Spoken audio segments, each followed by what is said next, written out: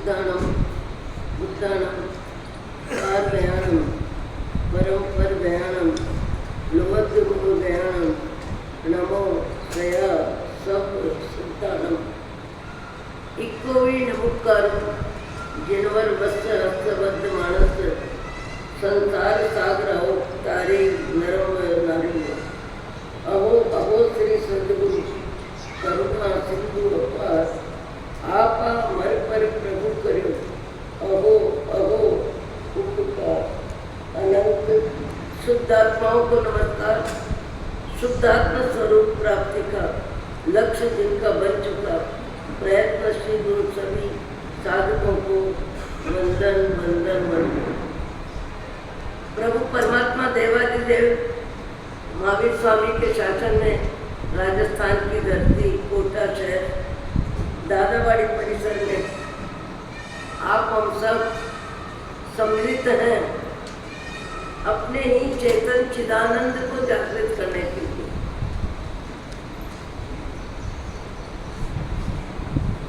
जीवन आप हम सब जी रहे हैं,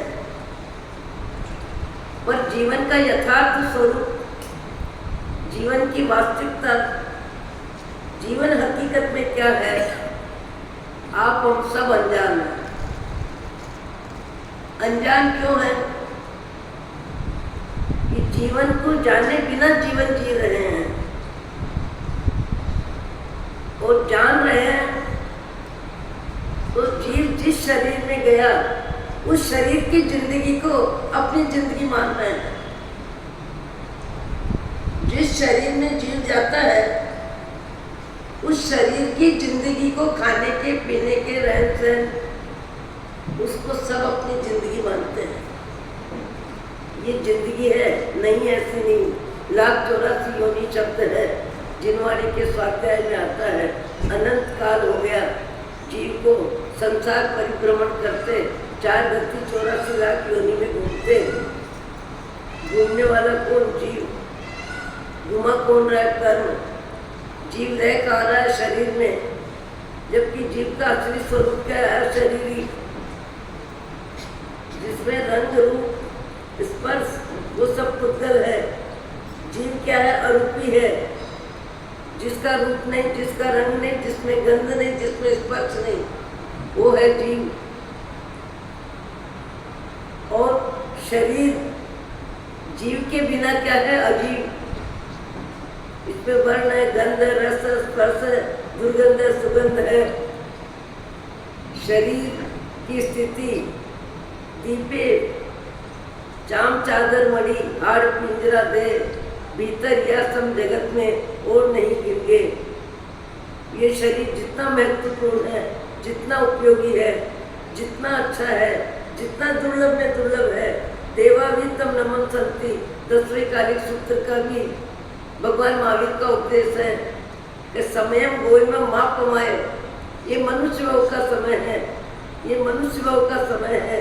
इस समय की कीमत जितनी तीर्थंकरों ने की, ज्ञानियों ने की, संतों ने की और सत्य जिनको समझ में आ गया, उन्होंने इस जीवन की जितनी कीमत की, कीमत करके जीवन जिया और जगत को संदेश दिया।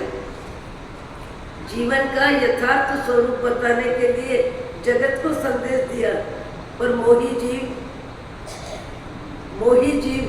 मोह की दुनिया में इतना व्यस्त रहता है कि ज्ञानियों के वचन इस कान से सुनता है, उस कान से निकालता है।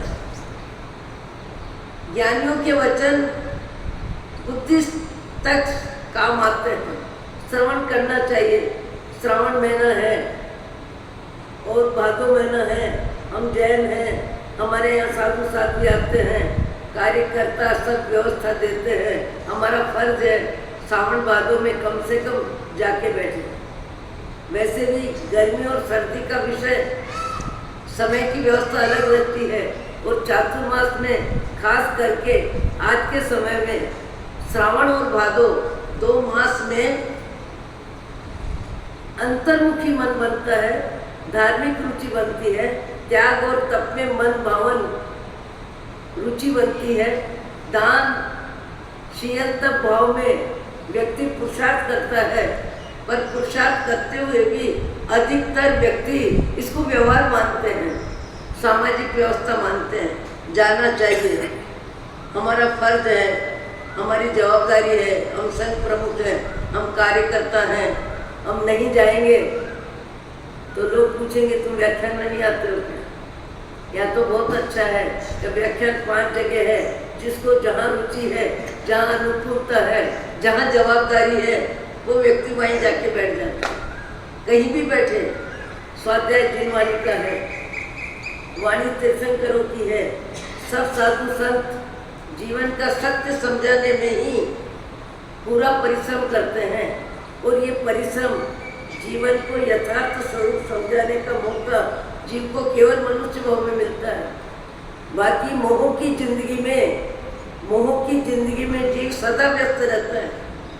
जैसे आपको मेरे को 1,84,000 योनि में वर्तमान में मनुष्य शरीर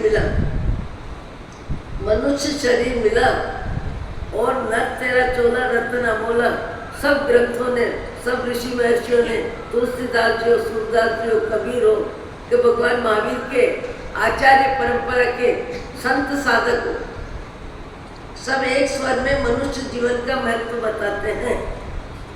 पर महत्व व्यक्ति को समझ में आता है शारीरिक जिंदगी का, शरीर का रंग, शरीर का रूप, शरीर का परिवार, शरीर की सुविधा, शरीर के साधन, और शरीर में मोह की जिंदगी में तेरा मेरा,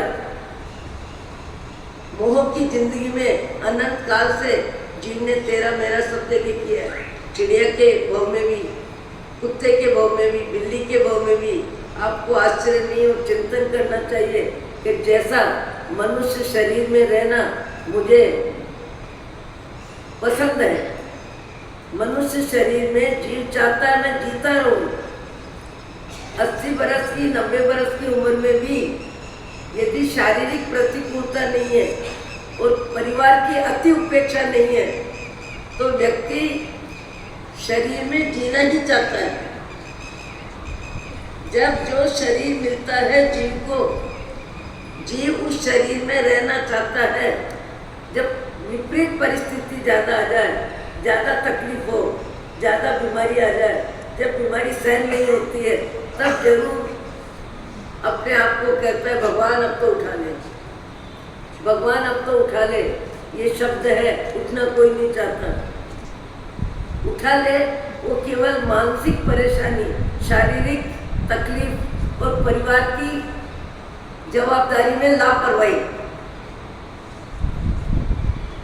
परिवार की जवाबदारी में जब लापरवाही होती है और शरीर में बीमारी अधिक होती है और समय उसको काटे नहीं करता है, तब व्यक्ति कहता है भगवान अब तो उठा ले। उठने के लिए नहीं कहता, प्रतिकूलता उसको भारी पड़ रही है इसलिए कहता है भगवान उठा ले। बाकी जब जीव को जो शरीर मिलता है, जैसे आपको मेरे को मनुष्य शरीर प्रिय लगता है, मीठा लगता है, अच्छा लगता है, रहने लायक लगता है, इतना ही नहीं है।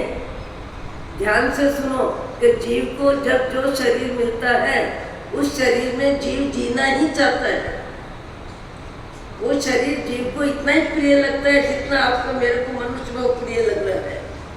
चाहे सर्प हो, बिच्छू हो, कंचला हो, गाय हो, बैल हो, बकरी हो, घोड़ा हो, गधा हो, ऊंट हो, हाथी हो, चाहे मक्खी हो, चाहे मच्छर हो, चाहे पानी के कीड़े, चाहे सब्जी के कीड़े, चाहे अनाज के कीड़े,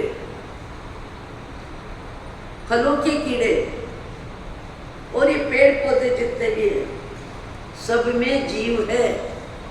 और जीव होते हुए जीव के पास जीवन जीने के साधन नहीं है। न तो 5 स्थावर, पृथ्वी का है, आपका वनस्पति का है, पानी, वायु, जिह्वा भी नहीं है, नासिका भी नहीं है, आँख भी नहीं है, कान भी नहीं है, मन भी नहीं है, केवल शरीर है। अव्यक्त वेदना सब जीव भोगते हैं। मनुष्य जीवन में 5 इंद्रियां होने से, छठा मन होने से व्यक्ति को सुख दुख की पूरी अनुभूति होती है, पर जीव ज्यादातर मोह में ही व्यस्त रहता है। पर मेरा आशय ये, मेरा नहीं, जिनवाणी का आशय है कि मोह की व्यवस्था आपको ही पसंद नहीं है। जिस शरीर में जो जीव जाता है उसे उस शरीर की व्यवस्था भी इतनी प्रिय लगती है जितनी प्रिय आपको मनुष्य जीवन की व्यवस्था लगती है। और तो सुअर जैसा प्राणी, भारी भरकम शरीर, 5-6 बच्चे एक साथ देता है, उसको भी मनुष्य का त्यागा हुआ मल उसे खाने जैसा लगता है। उसे उतना ही मीठा लगता है जितना आपको साटा रोटी अच्छी लगती है। उसका शरीर जैसा है और शरीर की जो व्यवस्था है उसमें उसका मोह, उसकी ममता, उसका जीने का भाव, मरना पड़ता है अलग चीज है, क्या उनकी व्यवस्था होती है उनके बालों की वगैरह की। पर सुअर भी जीना चाहता है, मक्खी मच्छर भी जीना चाहते हैं, गाय बैल बकरी भी जीना चाहते हैं, और जिस शरीर में जो व्यवस्था मिलती है उसी व्यवस्था को जीव स्वीकार करता है। ये गहरा चिंतन का विषय है। गाय बैल बकरी के मुंह में घास भी इतना ही मीठा लगता है, इतना ही जरूरी लगता है, इतना ही अच्छा लगता है जितना आपको दाल चावल सब्जी रोटी जरूरी लगती है। और दाल चावल रोटी सब्जी से जिंदगी निकलती है। और दिन में 2-3 बार व्यक्ति मुंह खोल के अपने शरीर की व्यवस्था के लिए पेट की पूर्ति करता है, और पेट की पूर्ति में उसका मुंह बना रहता है। पेट की पूर्ति में मुंह बना रहता है, ऐसे ही हर जीव का मुंह बना रहता है। मुंह कम ज्यादा होता है, व्यक्ति वस्तु में बदलता है। आप सब अनुभव करते हैं, हर व्यक्ति अनुभव करता है, मुंह बदलता है, कम ज्यादा भी होता है, रंग में, रूप में, सत्ता में, संपत्ति में, धन में, धरती में। व्यक्ति का मुंह बढ़ता है। किसी के पास 1000 गज जमीन है, उसकी कीमत में, उसके नाप में, उसकी लंबाई चौड़ाई में व्यक्ति परिग्रह राग में अपने मोह को मस्त मानता है, मोह को अधिक मानता है, मोह को प्रिय मानता है। मेरे पास इतनी जमीन है, मैं इतनी जमीन का मालिक हूँ, मेरे पास इतना धन है, मेरे पास इतनी धरती है, मेरे पास अपने शरीर का रंग रूप बड़ा मोहक है, मेरे पास हीरा माणिक मोती का जेवर है, और उसमें मोह भी है। पर कब तक, कब तक? सब कुछ है पर कब तक? जीव अनंत काल से अज्ञान में, मोह में, मिथ्यात्व में, आसक्ति में, शरीर में, मैं बुद्धि में उलझ गया। आज से नहीं, अनंत काल से शरीर में मैं बुद्धि के साथ मोह बुद्धि। नाम सुना होगा, कई सत्य हैं, उसमें कलावती का नाम भी आता है। कलावती को कुदरत ने, भाग्य ने, पुण्य के उदय ने शारीरिक व्यवस्था में अति आकर्षक, अति सुंदर, चमड़ी का रंग रूप मन भावन, और मन भावन चमड़ी के राग रूप में, चमड़ा ही जिसकी दृष्टि है वही चमड़ी में उलझता है। आप कहोगे महाराज क्या बात करते हो, जिनवाणी का स्वाध्याय। जीव अनंत काल से चमड़े में उलझा है, चमड़ी का ही राग करता है, चाहे जमीन हो, धन हो, धरती हो। और तो और व्यक्ति कई पुराने और नए नोट में भी राग द्वेष करते हैं, जबकि नोट की कीमत वही है, पर उसमें भी नया नोट लेना पसंद करता है और पुराना नोट देना पसंद करता है। उसमें भी उसकी किसी प्रकार की मोह माया है। मोह जीव का हर भाव में रहा है, और जब जो काया मिली उसी में उसका मोह है, उसी में उसका खाद्य व्यवस्था में मोह है, संतान में मोह है, जो व्यवस्था मिली है जितनी उसमें उसका मोह है। दत्त कुमार राजा के यहाँ से विजय सेन महाराज और कलावती पुत्री और मित्र देवदत्त, और देवदत्त मित्र शंख राजा की सभा में आ जाता है और शंख राजा की सभा में कलावती के चित्र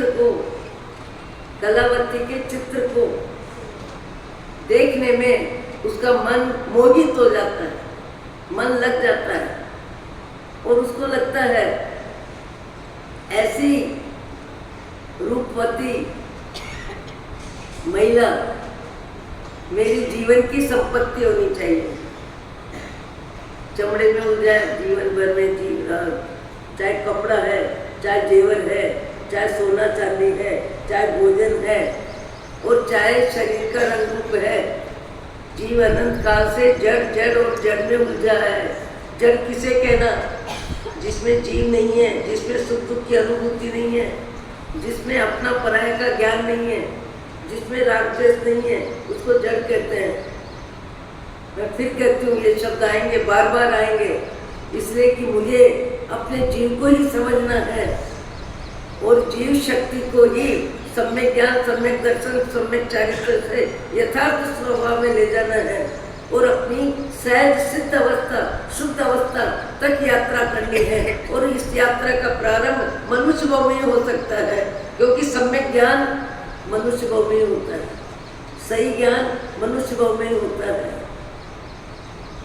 वहाँ राजा है, प्रजा है, धन है, धरती है, पद है, पैसा है, पर पुजारी किसका है?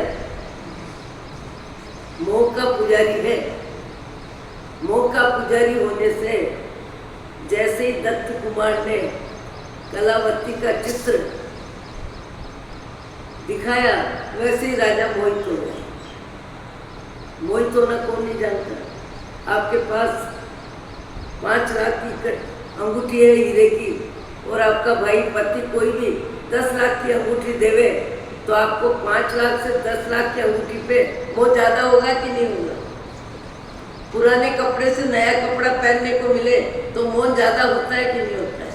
कीमती वस्त्र मिले, कीमती भोजन मिले, मनपसंद भोजन मिले, मनपसंद वाणी, सम्मान की भाषा मिले, तब भी मनुष्य का मन राजी होता है। अनुकूलता में राजी, पसंद में राजी, सम्मान में राजी, सुविधा में राजी, और चाहिए में राजी। चेतन राजी होता है, पर वस्त्र राजी होता है क्या? चेतन राजी होता है सोने चांदी के आभूषण को देख के, पर सोना चांदी का आभूषण राजी होता है, नाराज होता है। उसको अपनी कीमत मालूम है, उसको पहनने वाले की कीमत मालूम है, उसमें राग है, उसमें द्वेष है, उसमें कुछ भी नहीं है, क्यों? वो जड़ है। जड़ का आकर्षण है कि नहीं? जैसे रंग में, रूप में, धन में, धरती में, सत्ता में, संपत्ति में व्यक्ति जड़ का पुजारी है। जड़ व्यक्ति को ऊपर भी उठाता है, जड़ व्यक्ति को नीचे भी गिराता है। एक माँ के चित्र को देखो, एक सती साध्वी के चित्र को देखो, एक परमात्मा भगवान के चित्र को देखो, भगवान की मूर्ति के चित्र को देखो। भले जड़ है, पर जड़ होके भी हमको प्रेरणा देती है, तू चेतन है, चेतन का मार्ग पकड़। वो राग द्वेष रहित मूर्ति है, मूर्ति जड़ है, इसमें कोई दो मत नहीं, पर वो मूर्ति प्रेरक है और लॉन्ग लाइफ तक माध्यम बनने के लिए उसकी आयुष्य बहुत लंबी होती है। हम सब जड़ के पुजारी हैं। मिथ्यात्व जब तक है, शरीर में मैं बुद्धि है, शरीर में मोह बुद्धि है, वहां तक हम सब जड़ के पुजारी हैं। और आपको स्वीकार करना ही पड़ेगा। बढ़िया कपड़े का मोह जड़ है कि नहीं? कपड़ा, सोना चांदी का आभूषण जड़ है कि नहीं? आप कीमत जानते हो, आपकी साड़ी की कीमत साड़ी जानते हो? साड़ी आपने पहनी, आप राजी होते हो कब तक? जब तक चेतन है। अर्थी पे उठने वाले को कैसे भी कपड़े पहना दे, सजाते हैं सत्वा स्त्री को, पर शव को, जो शरीर उठ रहा है, जो शरीर उठ रहा है, कहाँ उठ रहा है? जंगल में जा रहा है, राख में बदलने के लिए जा रहा है। अब जीवन उसका समाप्त हो गया है, केवल खोखा रह गया है, केवल शरीर रह गया है। और शरीर को विदाई देने वाले शरीर को भी कुछ उचित उचित व्यवस्था देते हैं। ऐसा मैंने सुना है, बोर भी बांध देते हैं, कपड़े भी अच्छे पहना देते हैं। विधवा है तो उसके ऊपर शाल डाल देते हैं, शाल भी कीमती डाल देते हैं। पर आत्मा के बिना शरीर खोखा जब नहीं है, मर चुके, स्वर्गवासी हो गए, अब चेतना नहीं है, अब जीव नहीं है, अब मकान में रहने लायक नहीं है, परिवार में रहने लायक नहीं है, अब सोने जागने में कोई साथ देने में रुचि नहीं लगता है। ऐसे शरीर को भी विदाई देते समय कई व्यक्ति 1500 का कपड़ा भी पहनाते हैं, पर पहनने वाला कौन है? खाली खम शरीर। आत्मा निकलने के बाद वो शरीर जड़ है, कितना भी पहना दो, कितना भी कुछ कर दो, उसको राई रखती राग द्वेष संगठा नहीं है, क्योंकि राग द्वेष का अभाव है। अभाव क्यों है? अजीव तत्व रह गया, जीव तत्व जानकारी जिससे वो चला गया।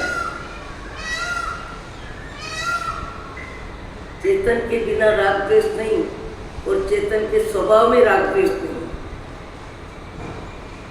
चेतन के बिना राग द्वेष नहीं, पर चेतन के असली स्वभाव में राग द्वेष नहीं। इसलिए हम परमात्मा को वीतराग कहते हैं। क्या कहते हैं? वीतराग। वीतराग, वीत द्वेष, हर मेरा भव क्लेश। परमात्मा के सामने प्रार्थना करते हैं, परमात्मा आप राग रहित, आप द्वेष रहित, मैं राग और द्वेष में जीने वाला आत्मा हूं, मेरा क्लेश हरो। आपने देखा है, कितने चित्र देखे हैं। पार्थनाथ भगवान जीवन में सजीव जब थे, साधक जीवन में एकदम उत्कृष्ट आराधना में भगवान बनने लायक स्थिति में आ रहे हैं, तब इंद्र महाराज कौन? पति पत्नी के रूप में सर्प का जोड़ा, जिसको नौकार मंत्र सुनाया था, दंडेंद्र पद्मावती, भव बदल गया। भव बदलने के बाद भी उनको जानकारी है, हमारे परम उपकारी पार्थनाथ है, जिन्होंने हमको नौकार मंत्र सुनाया और हम देवगति में गए, पशु गति से देवगति में गए। वो भक्ति से आनंदित होके उपकारी के प्रति उपकार का भाव प्रकट करने के लिए सिर पे उठा रहे हैं। किसको? पार्थनाथ को। और कमठ द्वेष भाव की अभिव्यक्ति कई भावों से चल रही थी। वो द्वेष का परिचय देने के लिए, तकलीफ देने के लिए जल की वर्षा इतनी कर रहा है, इतनी कर रहा है, इतनी कर रहा है कि भगवान के नासाग्र जला गया। एक द्वेष की व्यवस्था दे रहा है, एक भक्ति में, भगवान के गुणों में, उनके जीवन को बचाने में अपनी शक्ति का उपयोग कर रहा है। पर परमात्मा बनने लायक जब आत्मा होती है, राग द्वेष रहित होते हैं, और राग द्वेष रहित है, इसलिए धर्मेंद्र पद्मावती के प्रति आंशिक भी राग भाव नहीं है। भक्ति के प्रति आंशिक भी राग नहीं है, भक्ति करने वाले के प्रति। और द्वेष से जल की वर्षा, नासाग्र पानी आने तक भगवान के हृदय में कमठ के प्रति आंशिक द्वेष का भाव नहीं है, अरुचि का भाव नहीं है, अप्रिय भाव नहीं है, उसके प्रति भी परम करुणा भाव है। भगवान बनने लायक आत्मा जब होती है तो उसके भाव जगत में राग द्वेष मंद होते होते, कम होते होते, वो राग द्वेष से ऊपर उठने की यात्रा में आगे बढ़ता है। आज भी कभी कभी कहीं कहीं ऐसे व्यक्ति देखने को मिलते हैं जो राग की जिंदगी को राम राम करते हैं, जो द्वेष की जिंदगी का अभाव करते हैं, क्योंकि राग के बिना द्वेष की व्यवस्था नहीं है। राग है वही द्वेष है। जिसके भाव जगत में राग नहीं, उसे द्वेष कहाँ आएगा। हम लोग यहाँ 5 महीने के लिए, कौन कितना आयुष्य कौन जाने, पर 5 महीने के लिए चातुर्मास है, और चातुर्मास में यहाँ की सारी व्यवस्था जरूरी जितनी हमको लगती है उसका हम उपयोग भी कर रहे हैं। उपासना भी है, उपासना में सोने की और सारी शारीरिक जरूरी व्यवस्था भी है, पंडाल भी है, प्रवचन की व्यवस्था में आपको हमको सबको सुविधा मिल रही है। संघ ने व्यवस्था दी है, संघ का हमारे पास 2 व्यवस्था है। एक तो गुस्सिंग होल और एक मैंने कहा 5 दिन देख लेते हैं, क्योंकि यहाँ का वातावरण थोड़ा खुला है और वहाँ का होल है, देख लेंगे, आवश्यकता होगी तो यहाँ बैठेंगे, नहीं वहाँ चले जाएंगे। पर उपयोग है, पर अधिकार का मोह, मेरेपन का मोह। जीवन में 50 नहीं 75 100 200 मकान बदल लिए, किसी मकान की व्यवस्था दिमाग में नहीं है, और प्रवेश करते हुए राग नहीं है, और छोड़ते हुए द्वेष भी नहीं है, छोड़ते हुए मन दुखी भी नहीं है। क्योंकि आज भी मालूम है, कल भी मालूम है, मेरेपन का भाव है ही नहीं, हमारी जमीन है ही नहीं, हमारी व्यवस्था में हमारा कुछ है ही नहीं। ये तो संघ की व्यवस्था है, और संघ की व्यवस्था में आके बैठे हैं। आप सभी यहाँ आके बैठते हो, उपयोग करते हो, जाते समय जमीन का मोह लेके जाते हो क्या दिमाग में? हाँ, आसन छूट जाए, मुंहपत्ती छूट जाए, रुमाल छूट जाए तो याद आ जाएगा कि मेरा रुमाल रह गया, मेरी मुंहपत्ती रह गई, मेरा आसन रह गया। पर मैं जिस धरती पर बैठी थी वो जमीन याद आती है, क्योंकि यहाँ अधिकार का मोह ही नहीं है, मेरेपन का मोह ही नहीं है। संघ की व्यवस्था है, उसके प्रति सद्भाव होना अलग चीज है, पर मोह नहीं होता है, क्योंकि अधिकार का मोह नहीं है, मेरेपन का मोह नहीं है। तो आप भी एकदम शांति से, सहजता से जमीन छोड़ के चले जाते हो, जमीन आपको याद नहीं आती, जमीन याद आती है व्याख्यान के समय, वो भी उपयोगिता तक। इसलिए कि व्याख्यान में जमीन उपयोगी है, पर उसका भी मोह, उसकी भी आसक्ति, उसका भी अहंकार। अधिकार का मोह के बिना अहंकार आता ही नहीं। रंग का भी अहंकार होता है, रूप का भी अहंकार होता है, लंबाई का भी अहंकार होता है, ठिकनेपन का भी मन में थोड़ी ग्लानि होती है।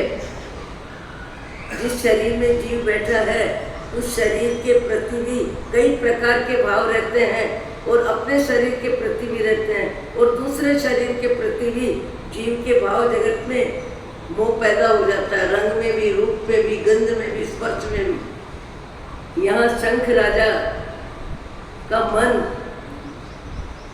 कलावती के रंग रूप में व्यस्त हो गया, मन व्यस्त हो गया, और मन व्यस्त होने के बाद मन में वही व्यक्ति की आकृति घूम रही है, और उसी व्यक्ति को अपने अधिकार में लेने के लिए, पटरानी बनाने के लिए दत्त कुमार से बातचीत चालू कर देते हैं। और बातचीत चालू करके एक समय आता है जब उसे अपनी निजी पटरानी का स्थान दे देते हैं। इन बातों को लंबा करने का क्या मतलब है?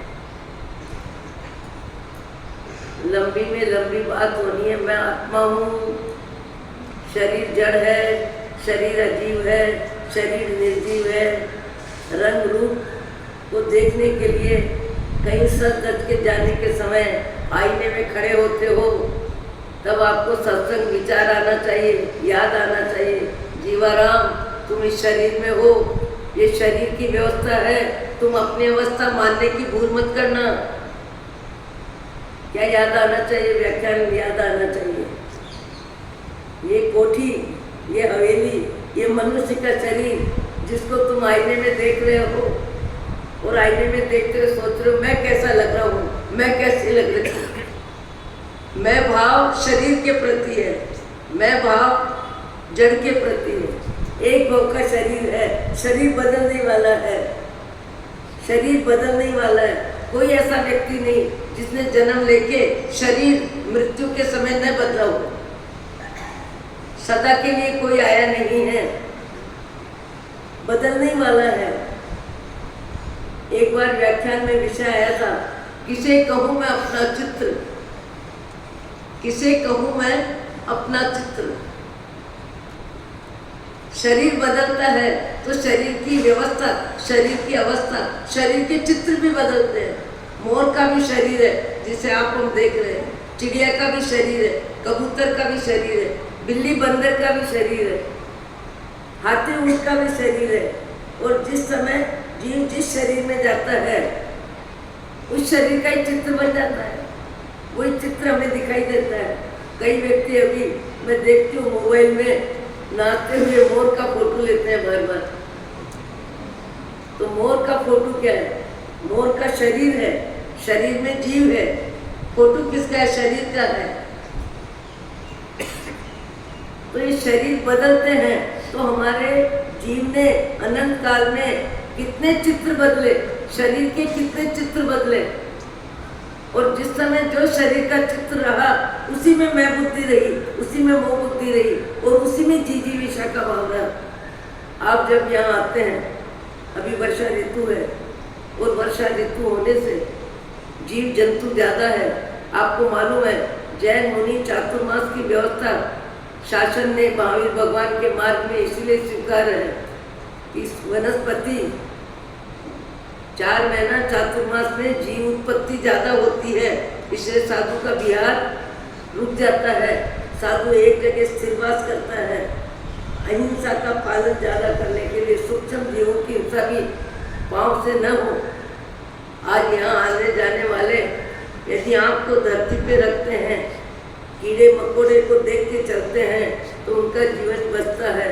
नहीं तो उनका शरीर का चित्र कितना छोटा सा है। मकोड़ा का शरीर का रंग रूप, चींटी का शरीर का रंग रूप, पर उस चींटी को और मकोड़े को भी मालूम है मैं ये हूँ। जैसे आपको मालूम है मैं मनुष्य हूँ। मनुष्य में जैसा हमारा मोह है वैसा उन जीवों का उन शरीर में भी मोह है। पर हम लापरवाही से बिना देखे बोलते हुए, बात करते हुए, इधर देखते उधर देखते हुए और 3 गज धरती को देखे बिना चलते हैं तो दूसरे जीवों पर हमारा शरीर प्रहार करता है और मृत्यु तक की हिंसा का पाप लेता है। जिनका विवेक होता है, जिनको समझ होती है, एक व्यक्ति चलते चलते हड्डी पर पांव आता है, उस समय हड्डी कहती है ए मनुष्य इतना मत, आज तुम मनुष्य हो, किसी समय हम भी मनुष्य थे, किसी समय हम भी मनुष्य थे। आज कीड़े मकोड़े हैं, तुम्हारे जीव ने भी कीड़े मकोड़े का शरीर धारण किया है। मनुष्य शरीर विवेक से जीने के लिए है, इतराने के लिए नहीं, अहंकार में जाने के लिए, मोह माया में व्यस्त होने के लिए नहीं। मानसिक रूप से जड़ चेतन का वेद विज्ञान, तत्व ज्ञान, नव तत्व, संवर और निर्जर का भाव समझने वाले शरीर में जीवन जीते हैं और भाव जगत को निर्मल बनाने का मार्ग पकड़ लेते हैं। भगवान तो भगवान है, उसी को वे मोक्ष गए। भगवान की बात को छोड़े, क्योंकि अपना जीव तो अभी बहुत सामान्य है। भगवान महावीर जैसे महावीर जिनको वंदन गर्भ में इंद्र महाराज ने नमोत्तम के पार से किया, माँ को प्रणाम किया, इंद्रों ने उनका जन्माभिषेक मनाया और राजा राणा तो ठीक, इंद्र महाराज भी जिनके दीक्षा महोत्सव में शामिल हुए, हजारों नर नारी और इतनी भक्ति, पर उसके बाद भी अनंत काल के जीवन में जब सत्ता के मद में, संपत्ति के मद में, किसी भी निमित्त को लेके महावीर का जीव जब संसार में था और राजवेश की यात्रा में कर्म बंधन किए, उन सारे कर्मों के बंधन को मोक्ष जाते समय सारे बंधनों से मुक्त होने के लिए, सारे कर्मों को क्षय करने के लिए, नए कर्म नहीं बांधने के लिए उस समय परम समता में रहे भगवान महावीर। केवल कर्ज चुकाते गए पर नया कर्ज कर्मों का नहीं लिया। 12.5 वर्ष तक भगवान के उत्सर्ग कल्पसूत्र में श्रवण करते हैं। कल्पसूत्र में भगवान महावीर का पूरा जीवन आता है। 27 भाव की व्याख्या आती है, हर भाव सुनने वाले बहुत हैं, पर्यूषण में तो सब आते हैं। और यदि आप जितने भी यहाँ उपस्थित हैं, मैं प्रश्न कर लूँ, भगवान के 27 भाव की व्याख्या करो। 27 भाव कौन से? देव भाव कितने? नरक का भाव कौन सा? त्रिंज का भाव कौन सा? और मनुष्य भाव कितने? 27 भाव का वर्णन किसी के दिल दिमाग में होगा तो बता सकता है, अन्यथा अधिकतर व्यक्ति पर्यूषण का व्याख्यान आधे मन से सुनते हैं। कई तो 9 साढ़े 9 बजे पहले आते नहीं है। अरे राम 11 बजे तक बैठना है। अरे दुकान में 8 घंटे बैठना है, उसके बाद टाइम पे पहुंच जाते हो। पर्यूषण में भगवान महावीर के 27 भाव का जीवन सुनने को मिलता है। पाठनाथ, नेमिनाथ और किसका? महावीर स्वामी, आदिनाथ, 5 तीर्थंकरों का जीवन सुनने को मिलता है। उस जीवन श्रवण में भी अरुचि रहती है, समय लंबा लगता है। कईयों को तो आफत लगती है, कईयों को तो आना पड़ता है। क्यों? कि दुनिया के व्यवहार में, रंग में, रूप में, खाने में, पीने में, निंदा में, कलह में, राग द्वेष में मन खूब लगता है। भगवान का जीवन श्रवण करना भी कई जीवों को भारी लगता है। ऐसे भारी कर्मा जीव होते हैं, उनको भी भगवान का जीवन नहीं सुहाता है। भगवान का जीवन कितनी प्रेरणा देता है। भगवान जैसे भगवान 24 तीर्थंकर महावीर स्वामी, जिनका जन्म महोत्सव इंद्रों ने मनाया, जिन्होंने गर्भ में इंद्र महाराज ने नमोत्तरम के पाठ से वंदना करी और दीक्षा महोत्सव भाई और राजा सब ने मिलकर मनाया। लाखों आंखों ने उनको देखा। पर साधना काल में मोक्ष जाने से पहले सारे शुभ अशुभ कर्मों को क्षय करने के लिए भगवान महावीर जैसे महावीर परम समता में रहे। किसी का प्रतिकार नहीं किया, किसी को जवाब नहीं दिया, किसी की तकलीफ को क्षण भर के लिए भी अपने भाव जगत में नहीं आने दिया। परम समता में रहे। कौन रहे परम समता में? मोक्ष जाने से पहले जिनको शुभ अशुभ सारे कर्मों का क्षय करना है और सदा सदा के लिए निजानंद की जिंदगी जीनी है। ऐसे भगवान महावीर, संगम देव, कितने ही प्रकार के देवों ने 12.5 वर्ष तक कितनी परीक्षा ली, कितना कष्ट दिया, कितनी तकलीफ दी। आप हम हो तो क्या, किसको बोल रहे हो? क्या बोल रहे हो? मुझे जानते हो? मुझे पहचानते हो? मैं कौन हूँ? व्यक्ति सत्ता का परिचय देता है, संपत्ति का परिचय देता है, अधिकार का परिचय देता है, नाम का परिचय देता है, दाम का परिचय देता है, दान का परिचय देता है। परिचय देते हैं कि नहीं? और वर्तमान में व्यक्ति का पुण्य बल कमजोर हो तो अतीत को वर्तमान में जोड़ लेता है। भूतपूर्व मंत्री, भूतपूर्व विधायक, भूतपूर्व कौन जोड़ता है अपने साथ? जिसका वर्तमान कमजोर है, वो भूत को लेके घूमता है और भूत का भूत उसके माथे में रहता है। और अपनी शक्ति हो तो लाल बताएगा किससे बात कर रहे हो, किसको क्या कह रहे हो, मैं देख लूंगा तुमको। क्या देख लेगा? किसको देख लेगा? कौन है देखने वाला? भगवान महावीर जैसे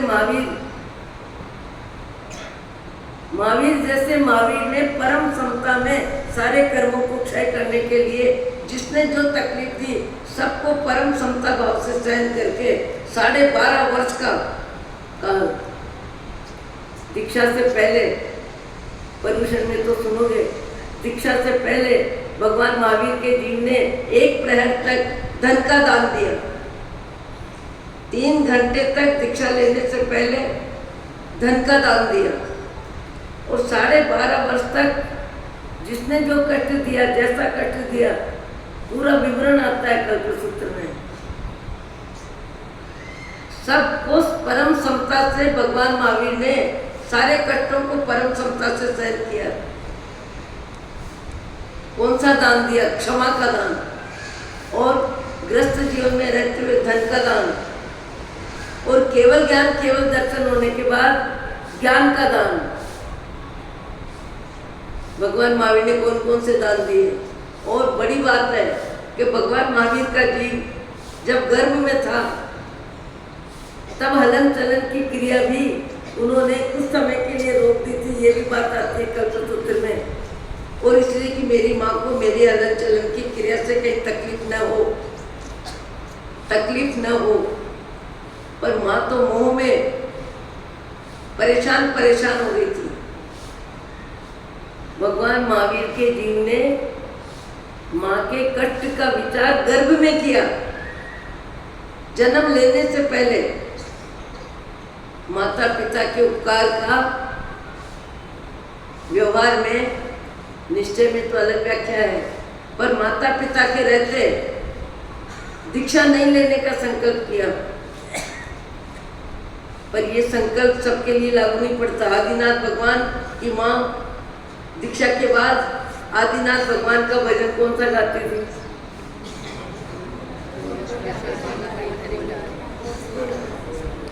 बोल बोल आदिश्वर वाला भाई थारी मर्जी रे, मासू मुंडे बोल।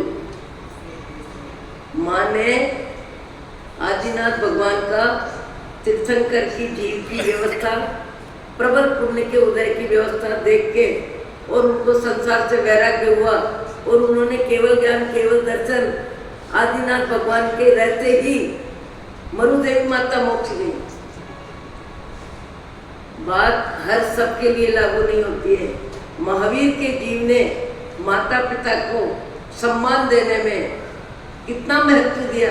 तीर्थंकर थे, देवों के द्वारा वंदित थे, फिर भी माता पिता का महत्व। और माता पिता जब चले गए उसके बाद, क्योंकि पर्यूषण में ग्रंथ पूरा करना होता है, इसलिए व्याख्या कभी होती है कभी कम होती है। भगवान महावीर के जीव ने भगवान के माता पिता स्वर्गवासी हो गए। उसके बाद नंदीवर्धन भाई का नाम सब जानते होंगे।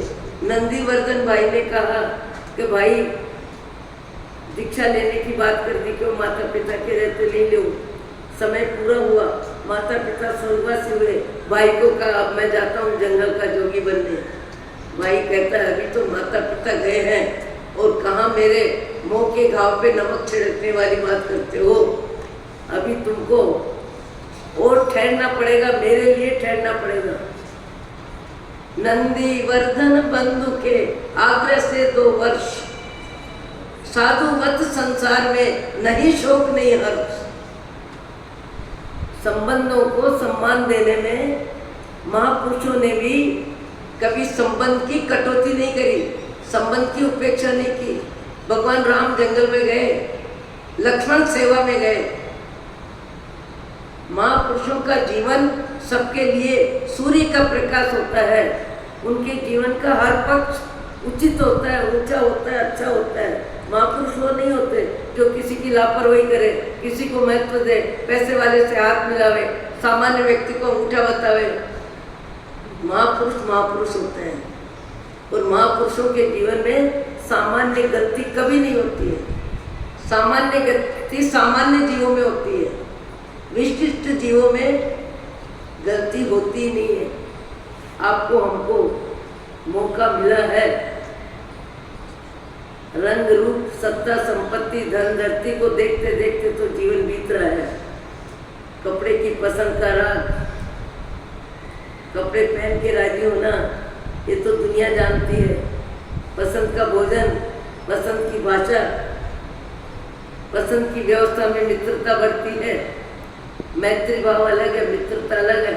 मैत्री भाव सब जीवों के प्रति होता है। मित्रता तो स्वार्थ के मोह की जिंदगी में एक दूसरे के साथ एक दूसरे का हाथ लंबा होता है, वहाँ मित्रता होती है। भगवान भगवान होते हैं, आप हम सब भगवान के अनुयायी कहलाते हैं। जैन धर्म विश्व धर्म, पर अभी तो हमारे धर्म में विश्व धर्म बनने की योग्यता है, पर हमारे खेमे, हमारे मत मतांतर, हमारे गज मत पंथ में हमारी विश्व को प्रकाशित करने वाली शक्ति घर घर में ही बट रही है। कोई बात नहीं, जो समय है, जो व्यवस्था है, उससे हमको लेना देना नहीं है। हमको तो अपनी आत्मा का विचार करना है। हमको मौका मिला है, हम सुधरे। वहाँ राजा की मती, दीपे चाम चादर मड़ी, चमड़ी पे लुभा गए। चमड़ी को अति राग करके कलावती को अपनी पटरानी की जगह भी लेने का साहस दुस्साहस जो भी था किया, और निकटतम जीवन साथी के साथ समय बिताने में समय लंबा नहीं लगता है। जिसकी जिंदगी में त्याग तक का महत्व है, सामायिक स्वाध्याय का महत्व है, वो 3 सामायिक करके भी राजी होता है, आनंदित होता है। मैंने आज 3 सामायिक की, और कई व्यक्ति सामायिक के नाम से ही परेशान मन से, अरे राम सामायिक इतने नियम, 48 मिनट बैठना मेरे बस का नहीं, सामायिक करना मेरे बस का नहीं। सामायिक होती क्या है? सामायिक होती है कि 48 मिनट संसारिक विचारों से, राग द्वेष के विचारों से, हर्षों के विचारों से, खाने पीने के विचारों से जीव निवृत्त होता है। सब प्रकार के विचारों को जीवा से बोलने में उसका सावध्य योग का प्रचक्षण होता है, और केवल परमात्मा की वाणी या परमात्मा का स्मरण 24 घंटे में 48 मिनट परमात्मा का स्मरण और परमात्मा की वाणी का स्वाध्याय। अभी जैसे स्वाध्याय में बैठे हैं वैसे स्वयं पुस्तक लेके भगवान की वाणी का स्वाध्याय करें और जाप करें। 48 मिनट लंबे लगेंगे नहीं, पर जिनके संस्कार नहीं है, जिनकी आदत नहीं है, जिनका अभ्यास नहीं है, उनको लगता है राम सामायिक 48 मिनट बैठना पड़ेगा, कपड़े बदलने पड़ेंगे, सामायिक में शुद्ध पवित्र कपड़े पहन के बैठना पड़ेगा, सामायिक में कपड़े बदलने पड़ेंगे, पूजा करो तो कपड़े बदलने पड़ेंगे। अरे शरीर बदलते अनंत काल हो गया, क्या कपड़े बदलोगे?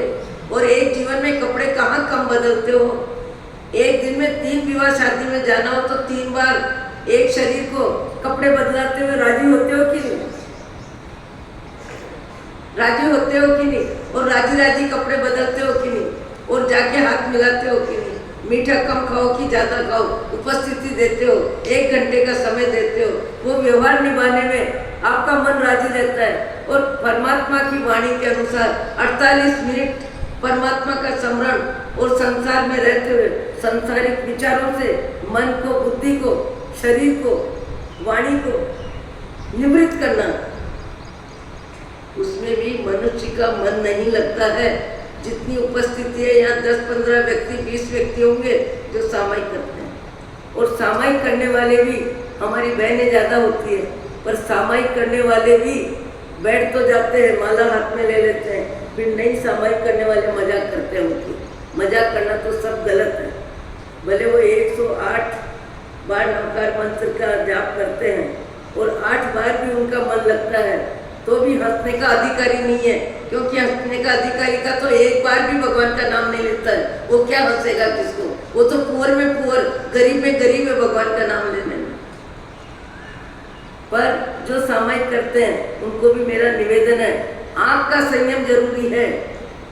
आप सामायिक लेते हैं, पीठ की तरफ मुंह करें, या आँख को केवल स्वाध्याय में रखें या जाप में रखें। घर परिवार की व्यवस्था में दिल दिमाग को सामायिक में घुमाना, वो सामायिक व्यवहारिक है, वो सामायिक यथार्थ नहीं है, उस सामायिक का पूरा लाभ नहीं है, क्योंकि आपका मन आश्रम में घूम रहा है, व्यक्ति में घूम रहा है। दूध वाला आ गया, दूध ले लो, अरे नौकर बैठा है, सब्जी सुधार ले, ये कर ले, वो कर ले।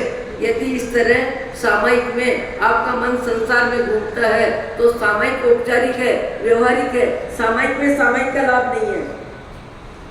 सामायिक में आँख का संयम, वाणी का संयम जरूरी होना चाहिए। शांत जगह बैठ के सामायिक करनी चाहिए, कमरे ज्यादा नहीं है तो भीत की तरफ मुंह करके सामायिक करना चाहिए। सामायिक करते समय आँख और आवाज 2 पे पूरा कंट्रोल होना चाहिए। आप कहोगे महाराज क्या बातें करते हो, मेरे को तो ऐसी बातें लगती है। गुरु कृपा से जो मुंह में से निकल जाए वो सही है। घड़ी कहती है ओम शांति। अहो अहो श्री